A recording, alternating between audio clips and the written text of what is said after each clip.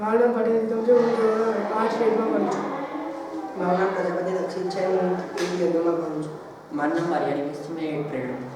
મારું નામ પારિતોષ છે. મેં 8th ગ્રેડમાં ભણું છું. મારું નામ બારૈયા છે. મેં 8th યરમાં ભણું છું. મારું નામ મિતાલી નિરાજ છે. મેં 8th ગ્રેડમાં ભણું છું. મારું નામ પ્રજાપતિ ભવ્ય છું. 8th યરમાં ભણું છું. મારું નામ સુતાદેવ છે. મેં 8th ગ્રેડમાં ભણું છું.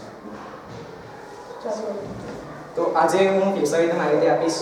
તો શ્વાસ લેવાની પ્રક્રિયા કુલ બે ભાગોમાં વહેંચવામાં આવે છે: ઇનોલેશન, એક્સહેલેશન. ઇનોલેશન એટલે નાક દ્વારા શ્વાસ આપણે અંદર લઈએ છીએ, ટૂંકમાં ઓક્સિજન આપણા ફેફસામાં લઈએ છીએ તેને ઇનોલેશન કહેવામાં આવે છે.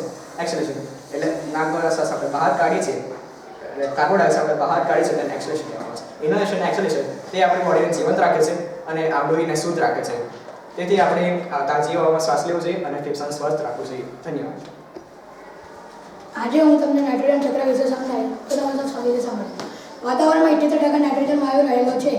પ્રાણીઓ તેનો સીધો ઉપયોગ કરી શકતા નથી. ભૂમિમાં રહેલ રાઇઝોબિયમ, એઝોથોબેક્ટર બેક્ટેરિયા તથા નીલ હરિતલીલ એ વાતાવરણમાં નાઇટ્રોજનના સંયોજકો બનાવે છે. આમ વીજળી દ્વારા આકાશમાં વીજળી પડે છે તે દ્વારા તે વરસાદના પાણી દ્વારા નાઇટ્રોજનનું પાણી જમીન પર આવે છે અને નાઇટ્રોજન ચક્ર ચાલ્યા કરે છે.